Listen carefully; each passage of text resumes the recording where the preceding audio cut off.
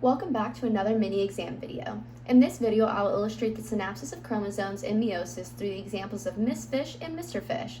Miss Fish and Mr. Fish have been all alone in their little aquarium and finally decided to make some little fish of their own to fill their empty space. Before actually having babies, Miss Fish and Mr. Fish wanted to get some genetic testing done to see if there were any abnormalities in the genetic information they would need to worry about. When Miss Fish went to get her testing done, she received this information back about her chromosomes. I have written out her affected chromosomes below. As you can see, she does have a chromosomal aberration that may impact her ability to have children.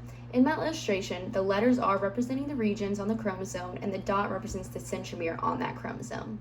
I have now flipped the bottom chromosome of Miss Fish to match the top chromosome so we can get a better look at the exact abnormality within this affected chromosome.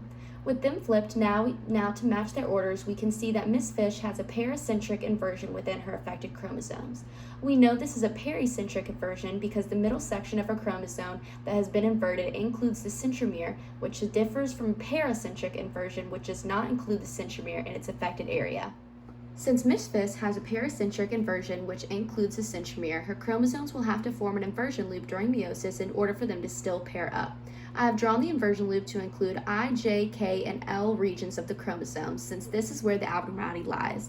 As you can also see from my illustration, there will be a crossover between the J and K regions during meiosis. I have now redrawn the inversion loop during meiosis to represent a more simplified version of the crossover between the regions of J and K on the chromosomes.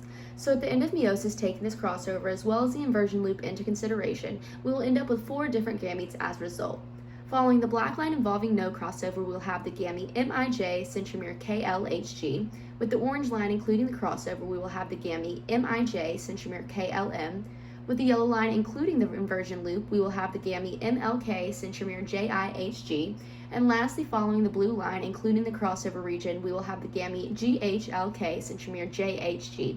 With these 4 resulting gametes, only 2 actually include the full genetic information, while the other 2 are missing some regions. So we know Miss Fish will have 50% of her gametes viable, while 50% will be non-viable. Now we will take a look at Mr. Fish's chromosomes, where I already have flipped the bottom chromosome to match up with the top one. After flipping, we can see the 2 chromosomes do perfectly line up, meaning there are no chromosomal aberrations present. Since there are no aberrations within Mr. Fish's chromosomes, I have illustrated his chromosomes matching up during meiosis with no inversion loop as they already match up perfectly. I have included the crossover event that will occur between regions J and K, as can be seen with my blue and yellow lines. Mr. Fish's resulting gametes after meiosis will be 4 identical gametes of MIJ centromere KLHG. These 4 gametes include all of the genetic material necessary, so his gametes will be 100% viable.